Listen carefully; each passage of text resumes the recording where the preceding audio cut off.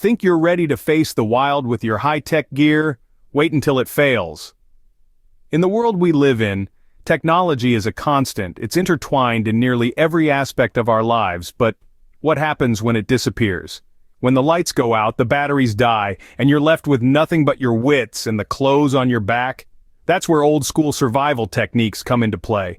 These are the skills that our ancestors used to navigate their world, to feed, shelter, and heal themselves long before the advent of modern conveniences. They are the skills that have been passed down through generations, honed and refined by countless trials and errors.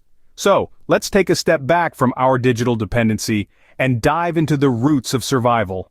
Because when the chips are down, these age-old techniques could be the difference between life and death.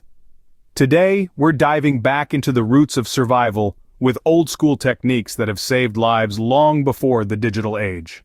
Maintaining health without modern plumbing can be a challenge, but let's rewind to a time when our ancestors thrived without any of these conveniences. They had a secret weapon: nature. It's fascinating how they used natural cleansers like ash and sand to keep themselves clean. Ash, believe it or not, is a fantastic soap substitute. It's alkali, which means it can kill bacteria and other harmful organisms. Sand, on the other hand, is a brilliant natural exfoliant. It can scrub away dead skin cells and help keep your skin healthy. Now let's talk about waste disposal. Without proper sanitation, waste can contaminate your water source, attracting disease-carrying pests and creating a breeding ground for harmful bacteria. So, how do you dispose of waste safely? Dig a pit at least 200 feet from your water source. This pit should be about 6 to 8 inches deep. After use, cover it with soil. This way, you're reducing the risk of contaminating your water source and keeping your environment clean. But what about preventing infections? Nature has a solution for that too. Sage and yarrow are two potent antibacterial agents that you can find in the wild. Both have been used for centuries to fight off infections and speed up wound healing. You can make a simple poultice by crushing these plants and applying them directly to the wound. So here's your action step for today. Create a hygiene kit that includes ash, sand, sage, and yarrow. But remember, cleanliness isn't just about personal hygiene. It extends to your camp too.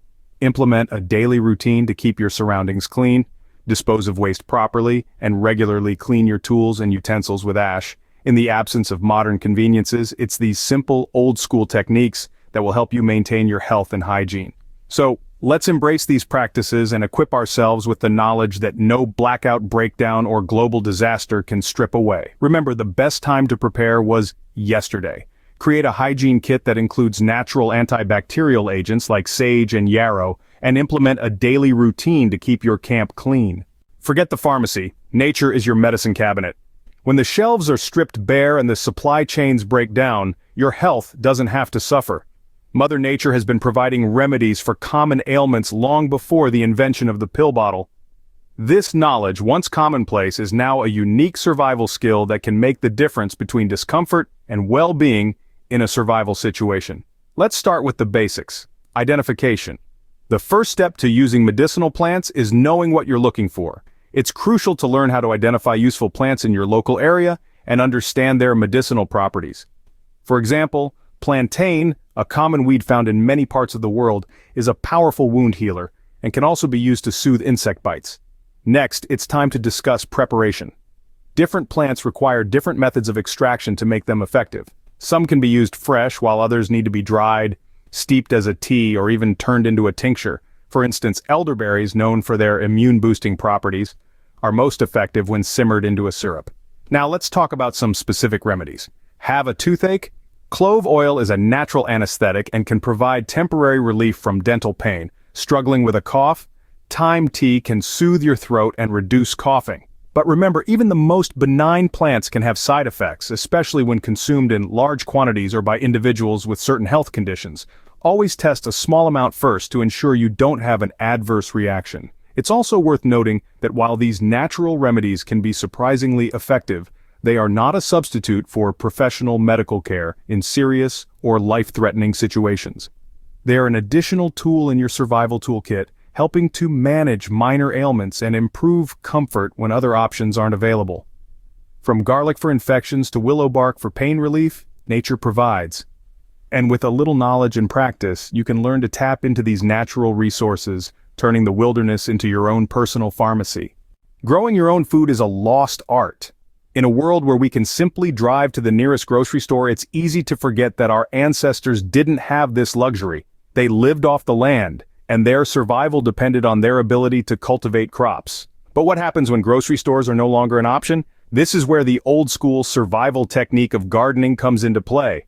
Starting a survival garden is not as daunting as it may seem. The key is to use heirloom seeds. These seeds are the gardener's gold, treasured for their resilience and adaptability.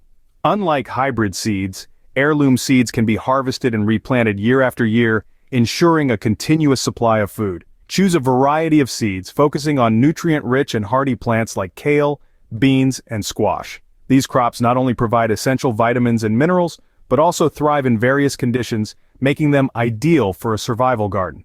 Next, you need to prepare your garden plot. Look for a spot with good sunlight and access to water. Clear the area of debris and dig the soil, breaking up any hard clods. Once the plot is ready, plant your seeds according to their specific needs. Some seeds need to be planted deep in the soil, while others only need a light covering. Watering is crucial, but remember, too much water can be just as harmful as too little. A general rule is to water when the top inch of soil is dry to the touch. As your plants grow, keep an eye out for pests and diseases. Use natural remedies like neem oil or diatomaceous earth to keep harmful bugs at bay. Harvesting is the most rewarding part of gardening. When your crops are ripe and ready, gather your bounty and enjoy the fruits of your labor. Don't forget to save some seeds for the next planting season. Discover how to start a survival garden using heirloom seeds that can be harvested and replanted year after year. This is not just a skill. It's a sustainable, self-reliant way of life that can ensure your survival when modern conveniences are stripped away. Preserving meat is an essential survival skill. When we're stripped of modern conveniences, we must rely on methods that have stood the test of time. Let's talk about smoking and curing meat over a fire. Smoking not only adds a delicious flavor, but it also extends the shelf life of your meat. It works by slowly cooking the meat at a low temperature, which helps to kill bacteria and prevent spoilage. On the other hand, curing involves the use of salt. Salt draws out moisture from the meat, creating an environment where bacteria struggle to survive. It's a process that's been used for thousands of years, and it's still just as effective today. Now, these aren't just weekend camping skills, they're vital techniques for preserving your meat supply when there's no refrigerator in sight.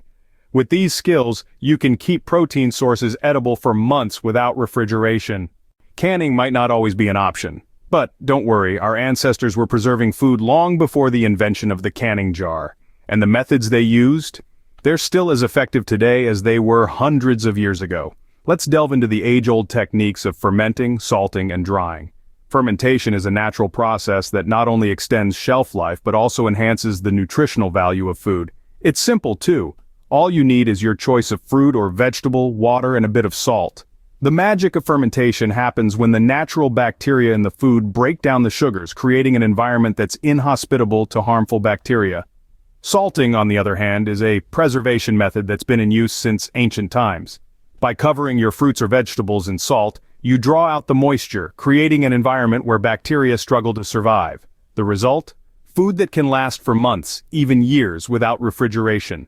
And finally, drying is perhaps the simplest method of all. By removing the moisture from food, you inhibit the growth of bacteria, yeasts, and molds that can cause spoilage.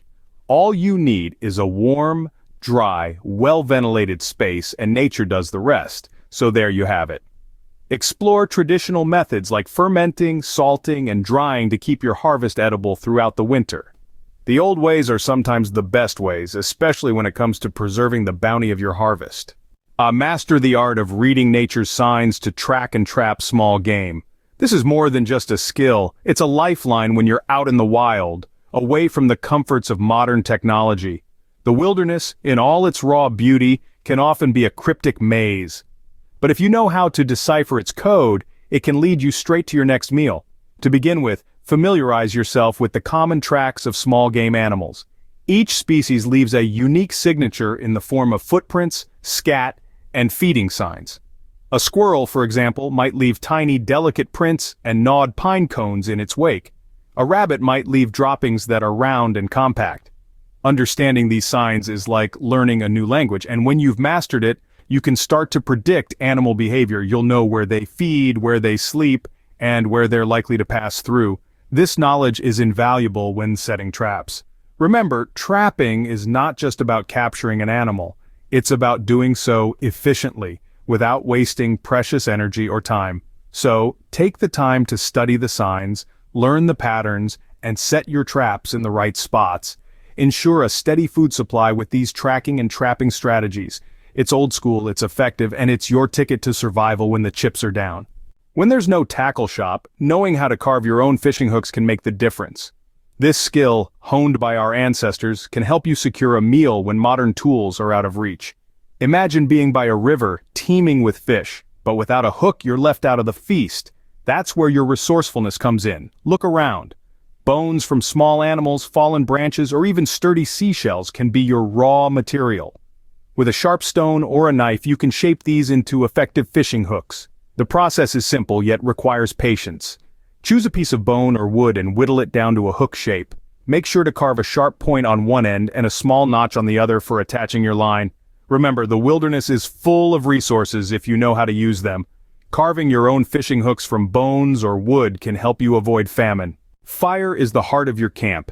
It's your source of warmth, your means of cooking, your beacon of light in the darkest nights. But when you're out in the wild, matches and lighters might not always be at your disposal. That's when the old-school techniques of fire making come into play. Imagine this. You're equipped with just a piece of flint, a piece of steel, and a handful of tinder. With a sharp strike of the flint against the steel, sparks fly into the tinder, and with a gentle breath, you nurse it into a flame. The satisfaction of creating fire with your own hands is incomparable. But what if you don't have flint or steel? No worries, the bow drill method has got you covered. Using just a bow, a spindle, a fireboard, and a bit of elbow grease, you can create enough friction to ignite a flame. Perfect the art of fire making for igniting flames under any conditions. GPS won't always save you. In the absence of our trusted modern devices, we must return to the wisdom of our forefathers to find our way. The sun, the stars, and the natural landmarks around us can serve as our compass. Let's start with the sun. It rises in the east and sets in the west. Yes, but did you know at noon it's due south in the northern hemisphere and due north in the southern hemisphere? This simple understanding can be a lifesaver when you're lost. Moving on to the night sky, the North Star or Polaris is a reliable beacon for those in the northern hemisphere. It's nearly aligned with the Earth's axis of rotation, so it stays practically in the same spot while the other stars rotate around it.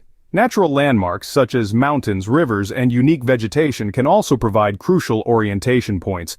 Learn to navigate using environmental cues instead of a compass. Protecting your feet is crucial. In the wilderness, your feet are your transportation, your stability, your connection to the earth below. It's not just about comfort, it's about survival. And when the shelves of your local shoe store are a distant memory, you'll need to turn to the resources at hand. Crafting footwear from natural materials is an age-old practice, born out of necessity and refined over generations. The key is selecting the right materials. Bark, for instance, can provide a strong, flexible base, while rawhide offers durability and protection. Consider the terrain you'll be traversing. Rocky landscapes call for a sturdier construction, while softer ground might allow for more flexible materials.